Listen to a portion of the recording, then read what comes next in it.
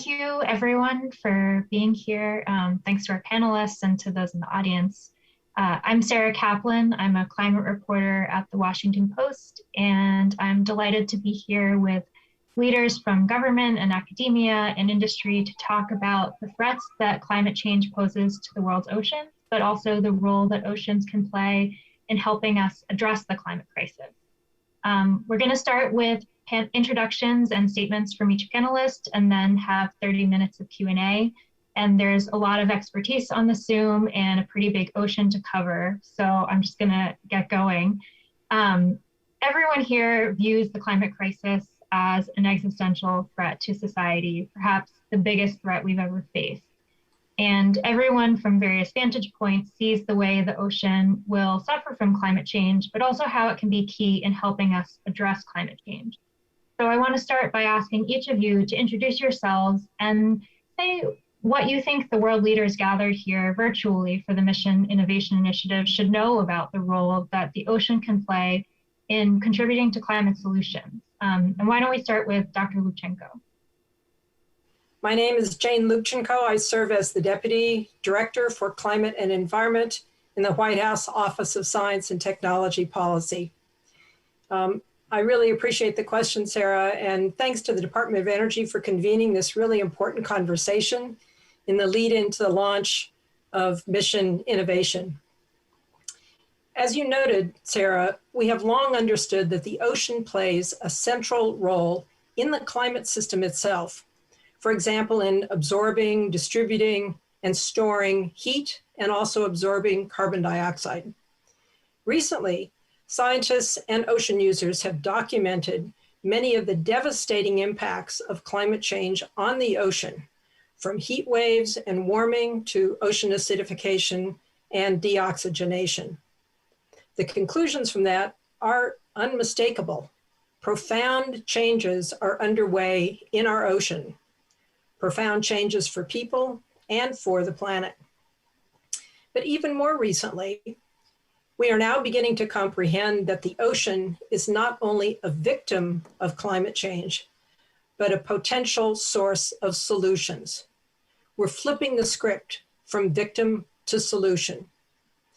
Recent analyses have shown that ocean-based climate solutions could provide as much as 21% of the emission reductions that we need to meet the 1.5 degree target by 2050. That's 1/5 of the solutions that we desperately need. 4 of these ocean-based climate solutions include, number 1, ocean-based renewable energy, like wind, wave, tidal, current, and thermal. 2, protecting and restoring blue carbon ecosystems, such as salt marshes, mangroves, and seagrass beds. 3, establishing highly protected MPAs that secure the abundant stores of carbon on the seafloor, while also protecting biodiversity and boosting seafood production. And 4, decarbonizing ocean industries such as shipping. In response, policymakers across the globe are taking notice. A recent evaluation of national climate goals under the Paris Agreement found that 37 of 40 submissions from coastal countries included at least one ocean element. That's a good start, but there's much greater untapped potential. That's why we need innovation as a complement to increased awareness. What an exciting time this is for the innovation space. Great need, phenomenal opportunity. But do keep in mind that 2 types of innovation are needed. Innovations in technology, for sure, but also innovations in policy, finance, science, and implementation that enable or accelerate solutions. So in short, until recently, the global community looked only to the land for solutions to the climate crisis. Now, armed with scientific analyses, we are awakening to the possibilities that the ocean holds. And frankly, those possibilities are exciting, which is why that in my role as Deputy Director for Climate and Environment and the Office of Science and Technology Policy, I'm working with colleagues across the US government to help realize this full potential of ocean climate solutions. And as Special Envoy Kerry and others have noted, our ocean and climate are connected and interdependent. We depend on both. No more silos, no more stovepipes. And so I say to the world leaders gathered here for Mission Innovation, it's high time that we accelerate innovation to enable ocean climate action. Thank you so much. Sue, do you want to take the virtual microphone next? Sure. Thanks, Sarah. I'm Sue Biniaz. I'm at the State Department, and I'm supporting Secretary Kerry in his new role as Special Presidential Envoy for Climate, or SPEC for short. It's great to be in this event, and it's been great to see how widespread ocean-based climate action has become, both within the U.S. government, in other governments, and among non-state actors. And I'm going to start with a few words about U.S. Climate diplomacy in this administration. We left Paris in 2015 with the aim of limiting global temperature increase to well below 2 degrees while pursuing efforts to limit it to 1.5. And since that time, including because of the IPCC report on 1.5 degrees, it's become blindingly clear that we need to lean into the aim of 1.5 degrees. So we in the SPEC office are doing everything possible to try to keep the 1.5 limit within reach. And that's our goal for the upcoming Conference of the Parties in Glasgow, i.e. to make substantial progress toward keeping 1.5, sometimes we say in sight, within reach, or on the table. We know that climate diplomacy begins at home, and that U.S. domestic action is necessary not only to do our part substantively, but to restore credibility internationally with our partners. And in that regard, President Biden announced at his recent Leaders Summit on Earth Day that the U.S. would submit a nationally determined contribution under the Paris Agreement of reducing emissions by 50 to 52% in 2030. And that's an ambitious decline, which will put us on a path to net zero no later than 2050. And I say this because we're very aware that climate ambition is the single most important thing we can do to protect the ocean and the communities that depend on it. And as Secretary Kerry often says, climate action is necessary for ocean protection. But as Jane just said, on the flip side, we also know that ocean action is necessary for climate protection, which is why if you look at the cover note of our NDC that we submitted to the Paris Agreement, we make very clear the important role that is played by scaling up offshore renewable energy, reducing emissions from shipping and ports, and advancing natural climate solutions such as protecting and restoring blue carbon. In terms of diplomacy, one last point. It's important to realize that the U.S. Share of global CO2 emissions is less than 15%. So it's imperative, it's critical that we work with other countries, especially the major economies and emitters of the world, to raise global ambition. So we are injecting climate change very broadly into our bilateral and multilateral climate diplomacy. And President Biden's summit, the one I just mentioned, it gathered the world's largest economies and emitters, brought about many ambitious announcements, and provided needed momentum towards the COP in November. Thanks. Digger, do you want to take the question next? Thanks, Sarah. When you think about innovation, we oftentimes think about research and development. And research and development are very important things to work on, and the Department of Energy spends billions of dollars a year on research and development. But as Jane suggested, innovation has to also become commercialization and deployment. And the Loan Programs Office is the office that I direct as director of the Loan Programs Office here at the Department of Energy. We have about $46 billion of existing authority and have a pretty wide mandate to support innovative technologies and their deployment at scale. One of the things that I believe that we continue to miss is that the cost reductions that we've seen in solar, wind, lithium-ion batteries are in fact a fundamental law of science and the learning curve and not actually just a matter of surprises around cost reduction that came out of nowhere. And so one of the areas that we're focused on is in offshore wind technology. Offshore wind technology leverages the ocean and its important proximity to many of the Earth's largest populations, and reduces substantially the transmission constraints that we have in bringing solar power and other onshore wind technologies to coastal areas. And so when you think about the potential of offshore wind and tidal and wave technologies, what you find is there's enough potential that has been fully identified today to meet 100% of the electricity needs of the European Union, the United States, China, Japan, and India. And so when you think about tools by which to give the countries of the world the confidence that they can actually provide a modern lifestyle to their populations while meeting aggressive decarbonization goals, we believe that innovation and the scale up of innovation are a critical tool in providing that level of confidence to the world's leaders in order to present bolder goals. The other area that we are exploring, even though we are the Department of Energy, it happens to be the case that there is a lot of energy used in the production of food.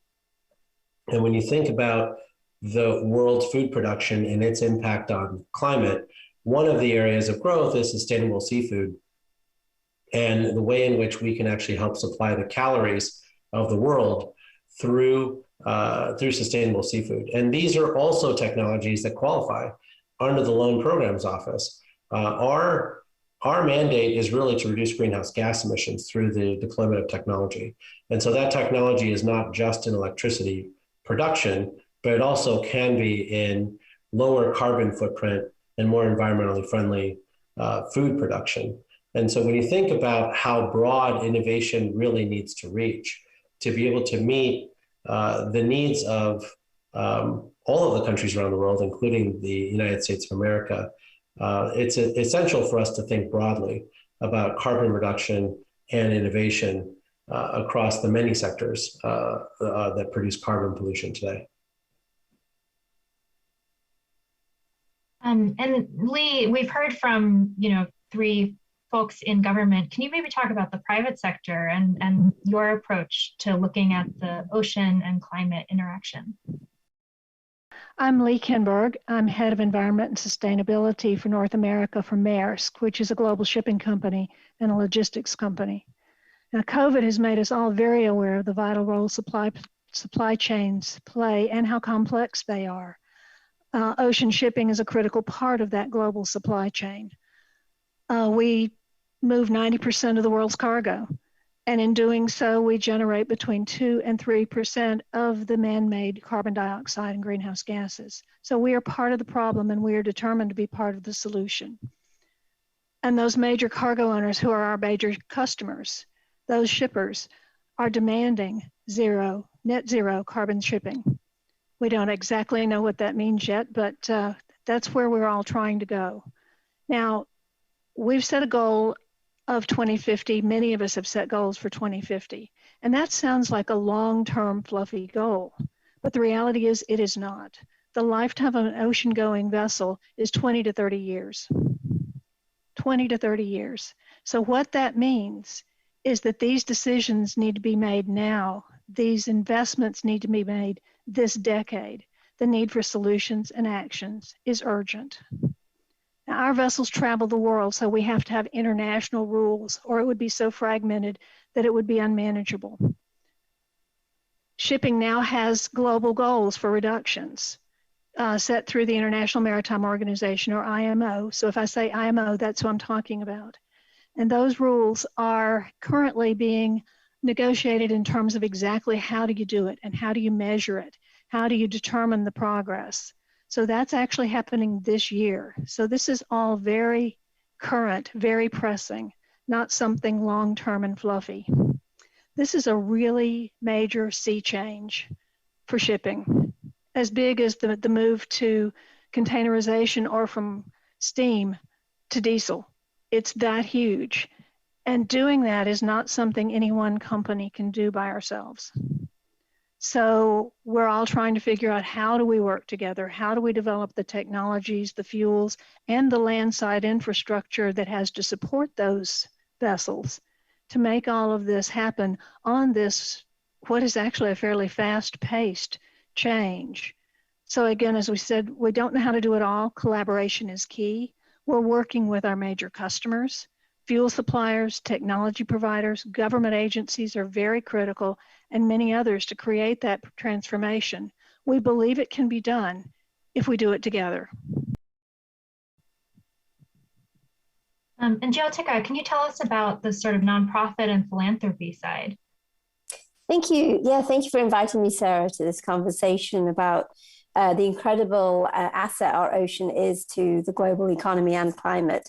I'm Joanne Romani. I'm the Executive Director at the Schmidt Ocean Institute, and I've been here for just over a year. And prior to this, I was with X Prize for 6 years. So through both organizations, what I'm bringing here is that perspective of the role of philanthropy and partnerships in driving marine innovation and research forward.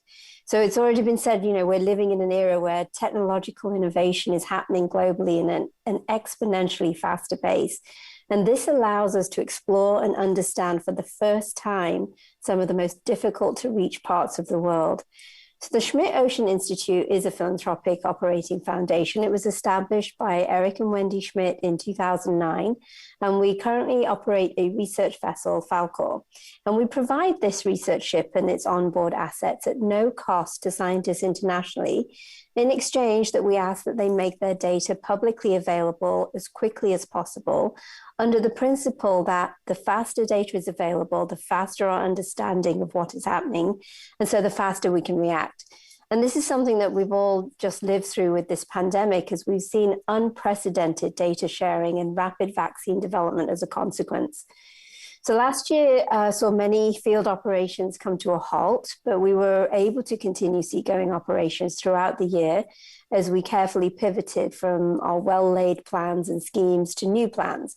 And so another thing that philanthropy can also provide and bring is the ability to react very quickly. And as a result, last year, those aboard our vessel, those working remotely, found the longest known sea creature, dozens of new species, and even a new coral reef, which was healthy on the Great Barrier Reef. But philanthropy doesn't just support research and exploration.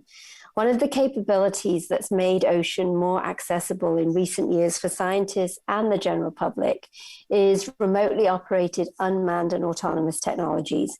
So, for example, Sail Drone is an uncrewed surface vessel that can gather data in remote places such as rough winter seas around Antarctica.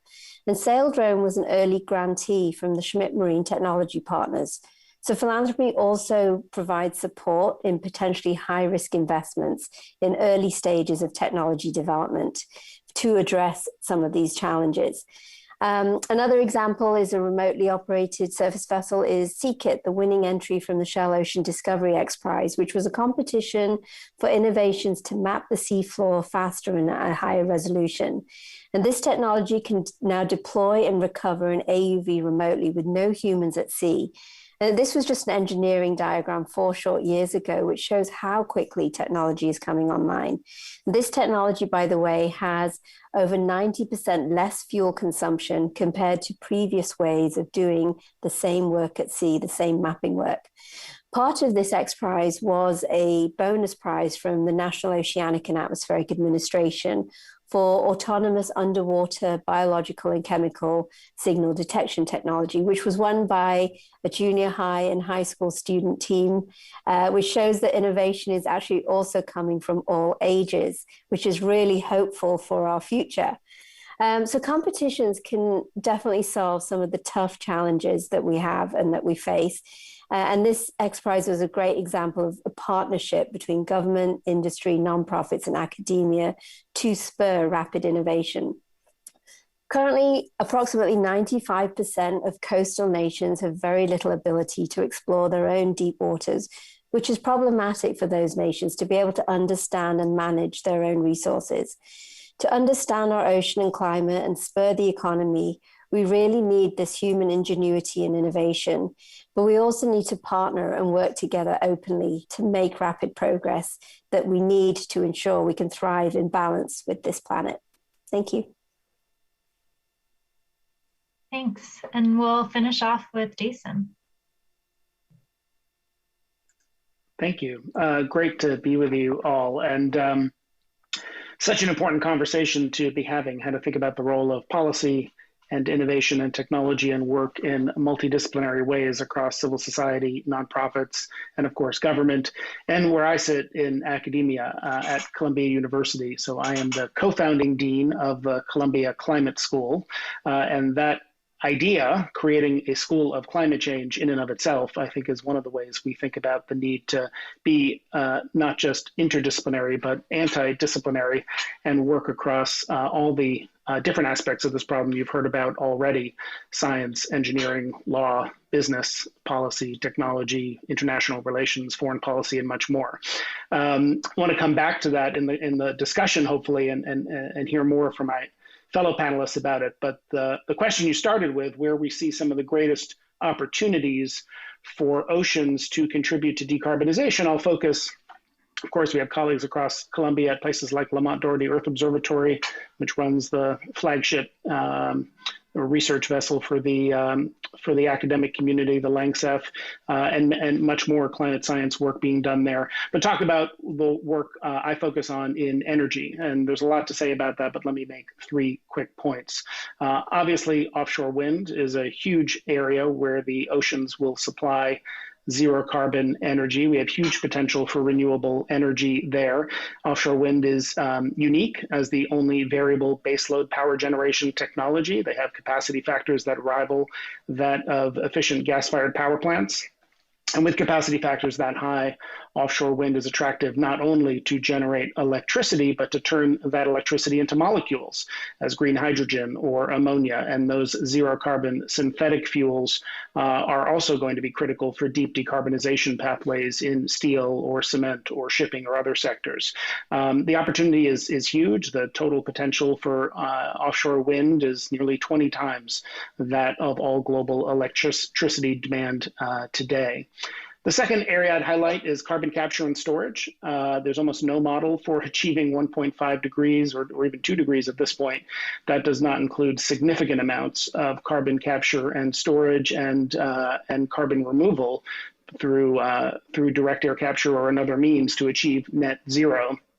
The ocean obviously can hold a lot of CO2 through biological, chemical, electrochemical means. You can also capture and inject CO2 in the ocean floor. My Columbia colleague Dave Goldberg, for example, has found that CO2 injected into cooled volcanic rock under the ocean can react chemically with them to form minerals like limestones in vast quantities. Or another colleague, Peter Kellerman, has studied how pieces of oceanic crust can remove CO2 from the air through carbon mineralization. Other options being studied at Lamont include adding alkalinity to the ocean. And the continental shelf of many nations is where CO2 is and can be stored, like the North Sea. Nations have jurisdiction over their coastal waters. Think of the Gulf of Mexico in the United States. And these resources will be hugely important for several African nations, for India, for Malaysia, for Indonesia, for Singapore, a range of other countries. And I think there's real value in international capacity building and cooperation to assess these opportunities and take advantage of them. And finally, I would just echo what we just heard, which is in shipping. Obviously, oceans are where decarbonization of parts of transportation are going to happen, and one of the harder parts of the transportation sector to decarbonize. Around 6 to 7 million barrels a day of oil are used in global shipping today, and that number is growing. Decarbonizing shipping is harder than something like passenger cars. Batteries may work in local or short distance vessels, but less likely to be the solution for long distance shipping. So there, we're going to need zero renewable or other zero carbon energy stored maybe in a different way than batteries, say as green ammonia. which is a very promising alternative to shipping fuel. And those ships can then actually move those molecules around to help supply the fuels that will be needed to decarbonize other sectors, like steel or cement, as we saw a few months ago when the Kingdom of Saudi Arabia delivered a shipment of green ammonia to Japan. So those three areas, offshore wind, carbon capture, and shipping, are just a few of many areas in which, when it comes to decarbonizing the energy system, which is critical for achieving net zero, of course, oceans are going to play a really important role.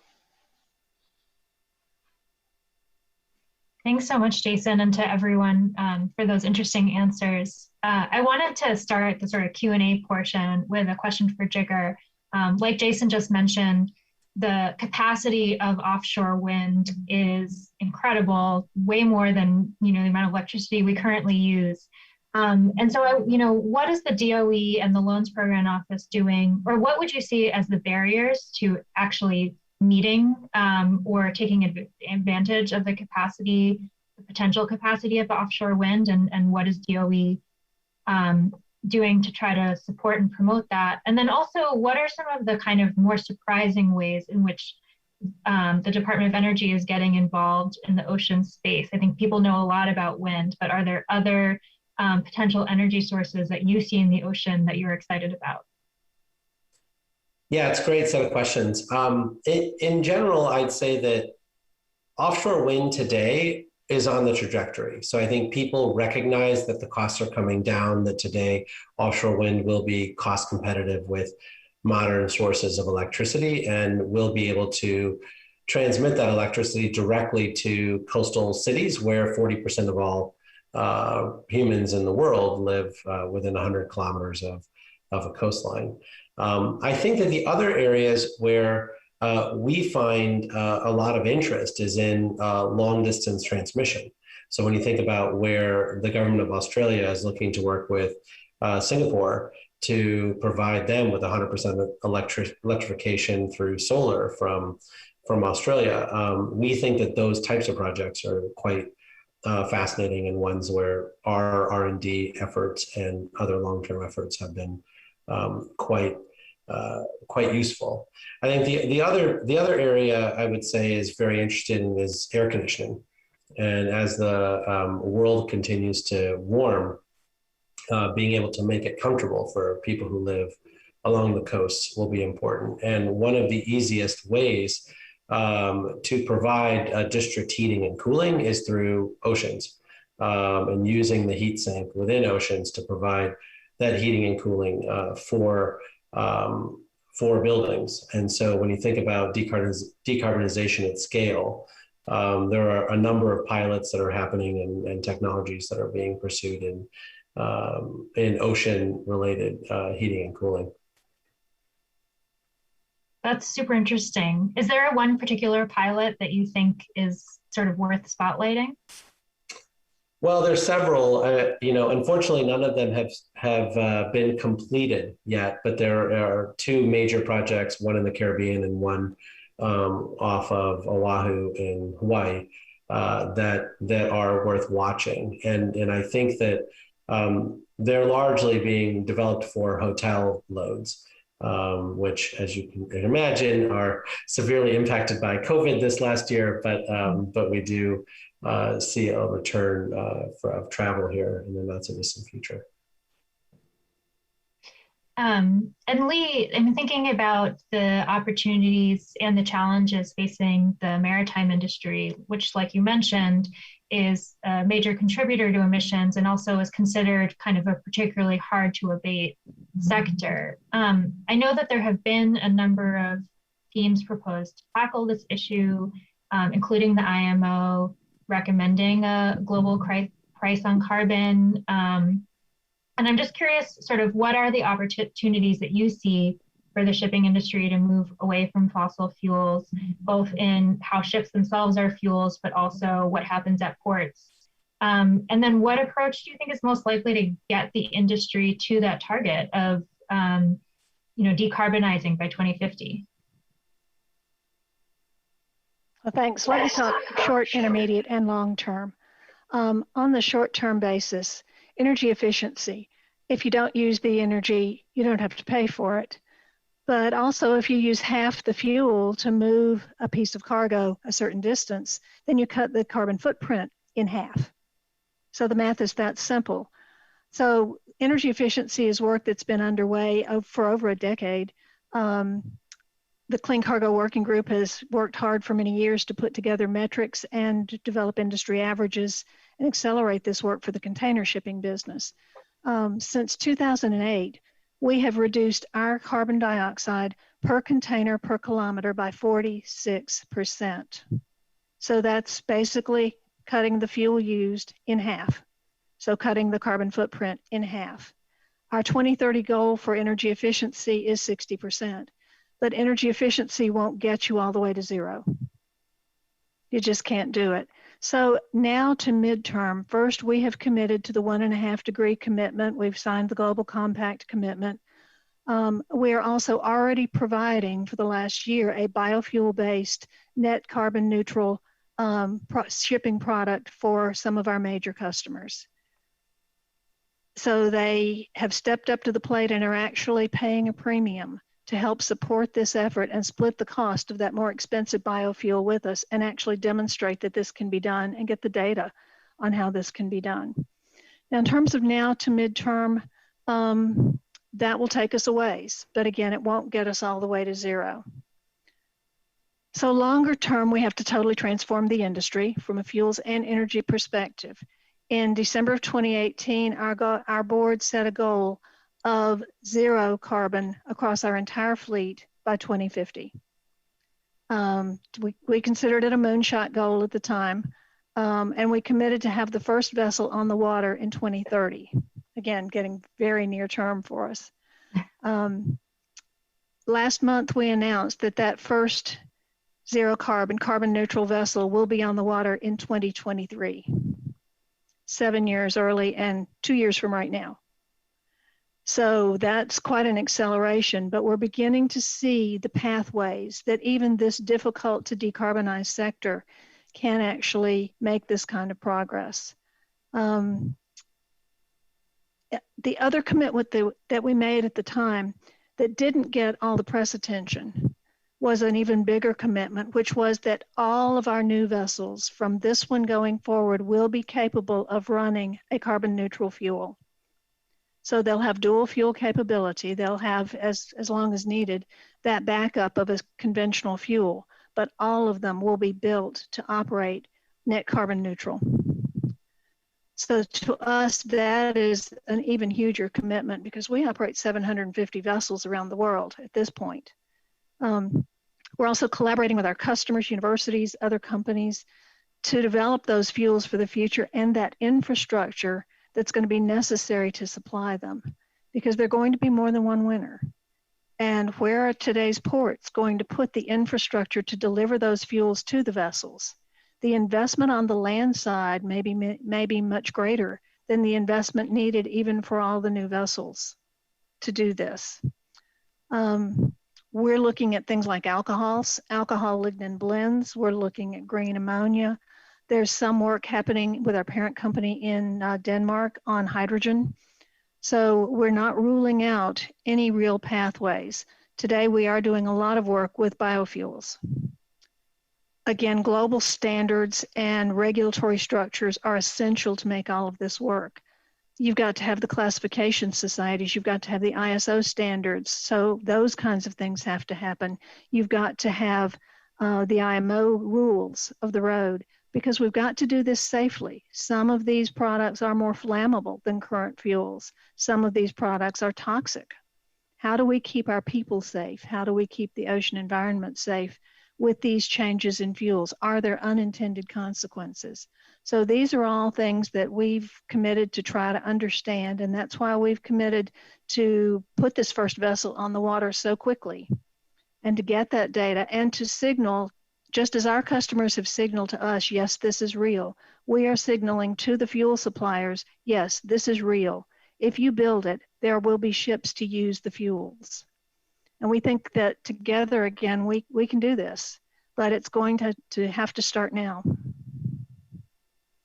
You made some great points there. One thing I just wanted to highlight was that the land-based investments will be substantial. And you're already seeing a number of ports working with us at the Loan Programs Office to green all the drayage trucks that, that ship the last mile from the ports to their final ports of destination, as well as all the equipment on site. And a lot of that, those fuel choices are being coordinated with the fuel choices of the ships as well. So a lot of moving parts, and the level of coordination has been truly impressive.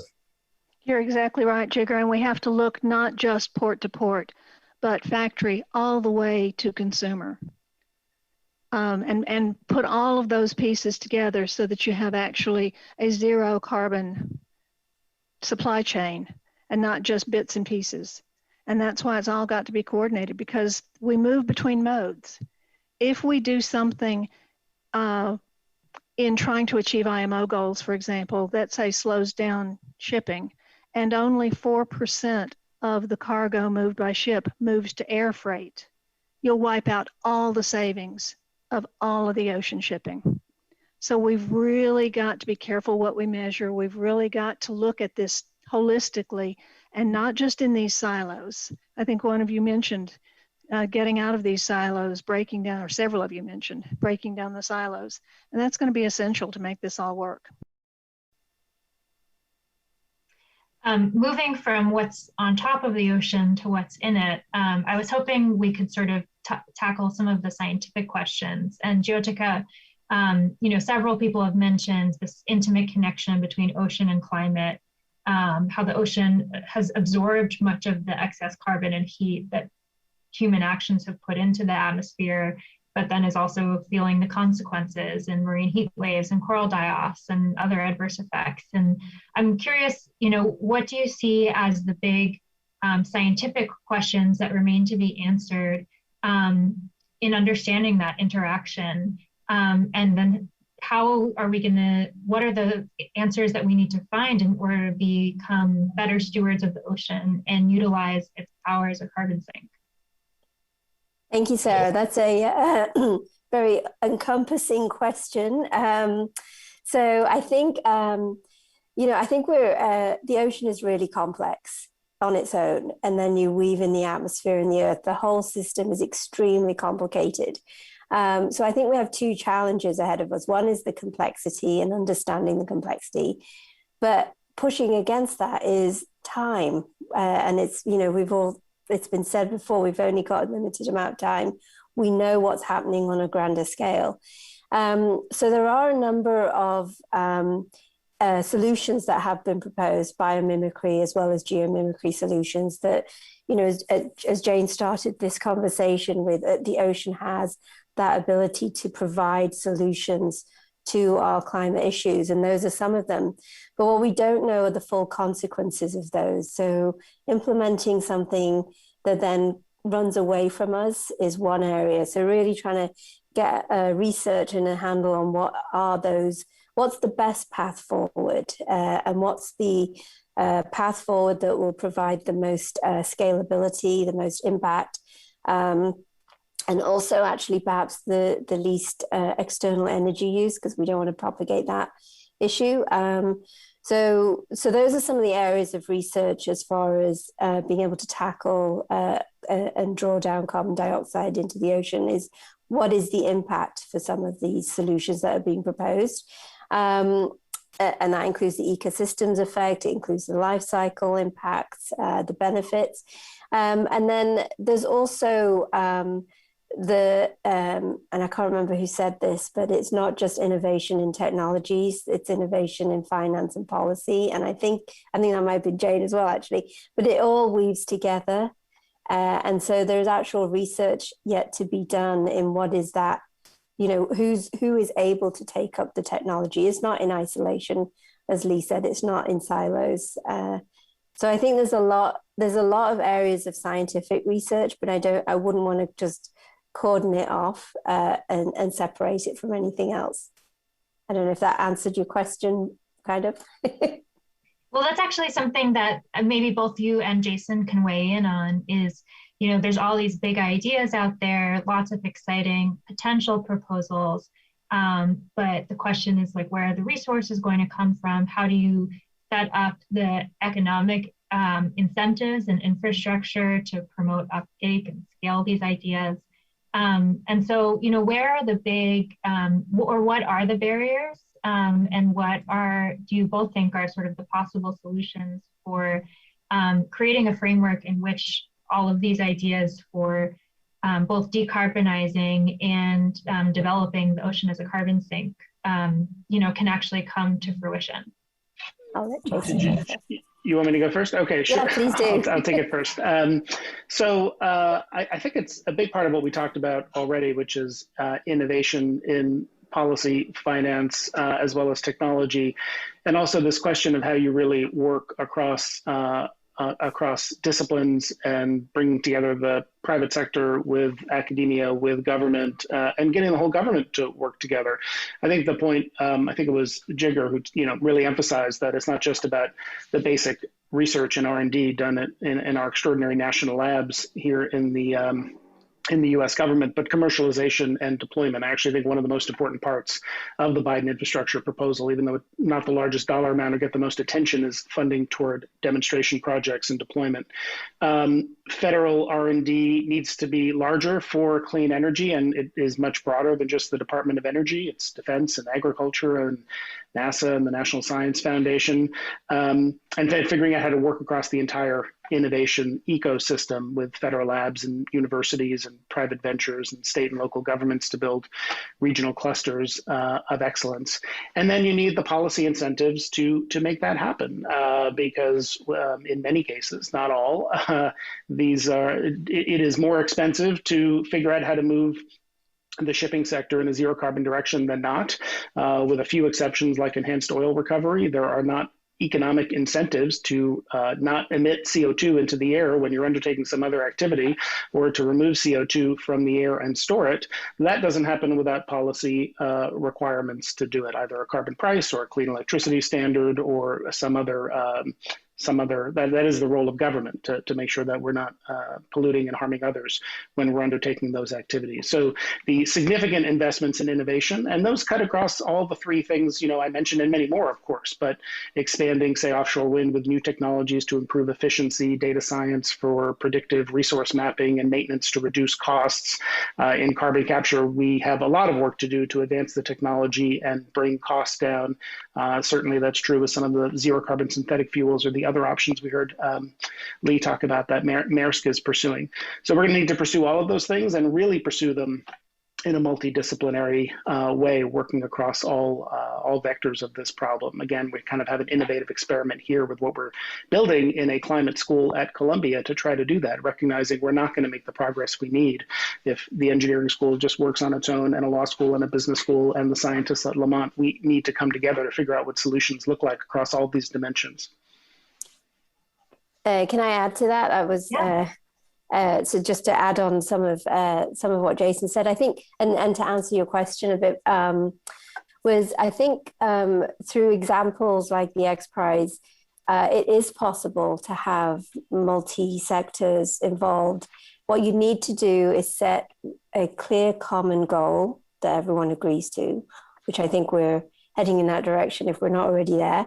One of the challenges, though, is, and I think you asked, what are the challenges to this, is that we all operate at a different speed. So, and I mentioned this, we can, like in philanthropy, we can operate relatively quickly. Governments are slower, academia is in a different pace. And that is a challenge, actually, which is not often recognized, is to align those together so that we can all march in step. And achieve that kind of resonance to make an impact. So I think that's an area that needs to somehow be addressed on how can we all work together once you've identified what the common goals are that you want to crack and achieve. My next question is for Jane. You mentioned at the beginning the very ambitious goals that this administration has set related to ocean-based climate action, whether it's developing offshore wind or pursuing zero carbon shipping or investing in coastal restoration projects.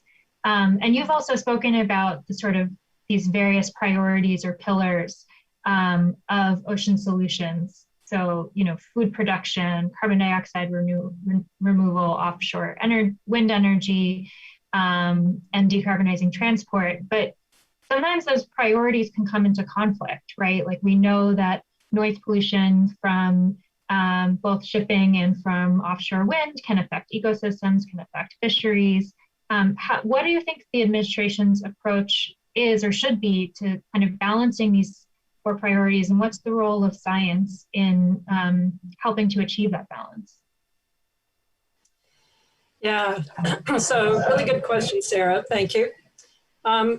In truth, reaching the ambitious goals that the Biden administration has laid out really requires an all-hands-on-deck approach that will, as people have already noted, require partnerships, cooperation, and compromise across the agencies, but also with industry, NGOs, and anybody else.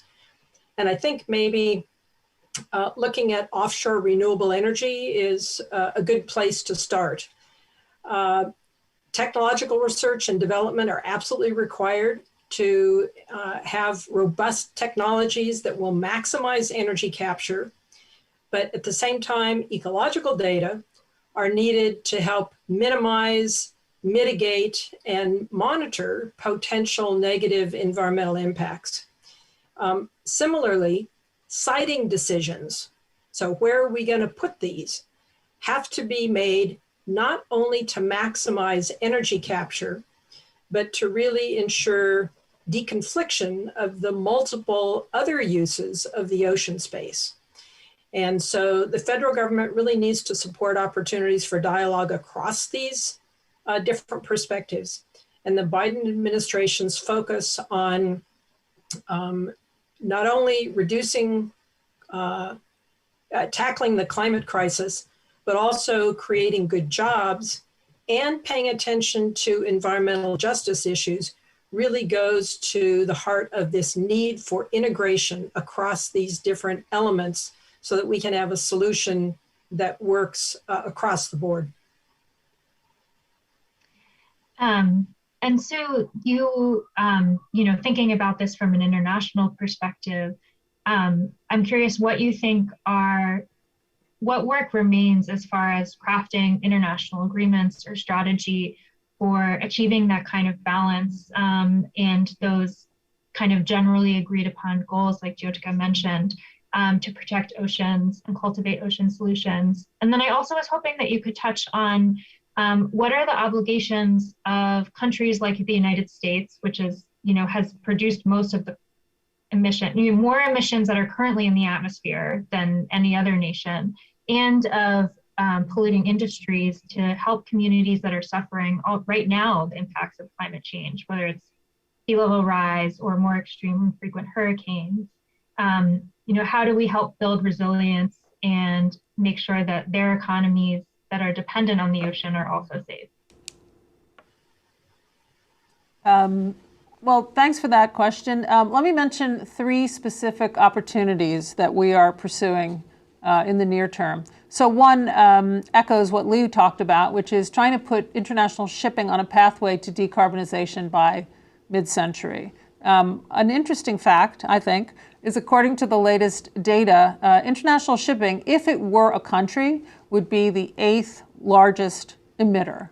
And between 2012 and 2018, total emissions from that sector increased nearly 10%, and they're expected to rise even further if you don't adopt low and zero carbon fuels. So in part for that reason, the US recently announced that we're committed to working with other countries in the IMO, the International Maritime Organization, to adopt a goal of zero, and not net zero, but zero GHG emissions for the sector by 2050, which in turn supports the goal of keeping 1.5 alive. And in that connection, we would be working within the IMO, not only to get the goal put in place, but to work on measures in the long-term and midterm to try to promote, achievement of that goal. So that's kind of number one. Number two is on the resilience side, and that's protecting the ocean to increase climate resilience. You may have heard about an executive order that was adopted very early in this administration, kind of directing agencies to come up with the ways in which the U.S. can conserve at least 30% of U.S. land and oceans by 2030, the so-called 30 by 30. That's domestic, but we're also looking to protect waters or the ocean internationally. And I'll just give one example of that. The U.S. is supporting and recently announced co-sponsorship of some of these, 3 proposals for marine protected areas in the Antarctic region in the Southern Ocean under the so-called Kamilar Treaty, which some of you may be familiar with. The 2 that we're co-sponsoring are in the Weddell Sea and East Antarctica. And we're also kind of out there calling on members of that treaty, Kamilar members, to adopt these 3 proposals at the next meeting, which should take place in the fall. So that's something we're doing to promote resilience, not just the mitigation side of the equation. And then the third thing, and I'm going to use the word silo again, which seems to be a very, very popular word with everyone else. But over the last couple of years, even when I was not back at the State Department, I was sort of on a campaign to try to break down silos. And I said it's time that we get rid of these silos, which have been really pernicious in the international treaty and international organization realm. So there's been a growing movement in the climate space, so under the UNFCCC and the Paris Agreement, to try to do a better job of integrating ocean issues into kind of our climate world. A group was set up called Friends of the Ocean and Climate. You can tell from the name what it's about.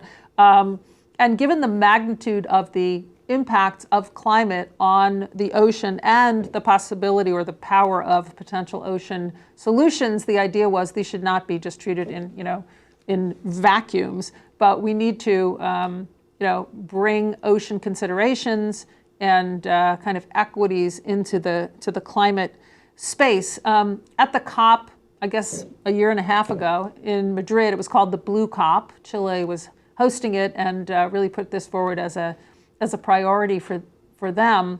The first decision was ever taken that provided sort of significant amount of language on this issue of kind of the nexus between climate and ocean issues. A dialogue was called for. You may say, well, a dialogue, that doesn't sound like much given the enormity of the problem and the linkages. But in my world, that was a big deal.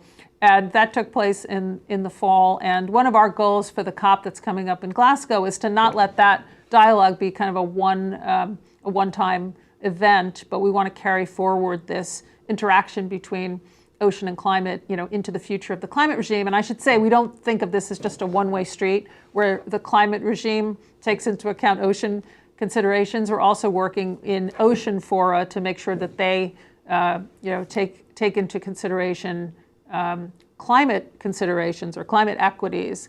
So, we used to say that in the olden days, an ocean meeting was an ocean meeting and a climate meeting was a climate meeting, and never the twain shall meet. And we should never let that happen again. Every time we go to a climate meeting, we should be thinking about the ocean aspects of what we're deciding or ignoring, and vice versa. On your last point, which is what are we doing for countries sort of impacted by U.S. emissions, historical emissions, I guess. Well, the U.S. has been an active supporter financially and otherwise of countries affected by climate change, and President Biden most recently at the summit announced increased U.S. support for adaptation and resilience. Thanks.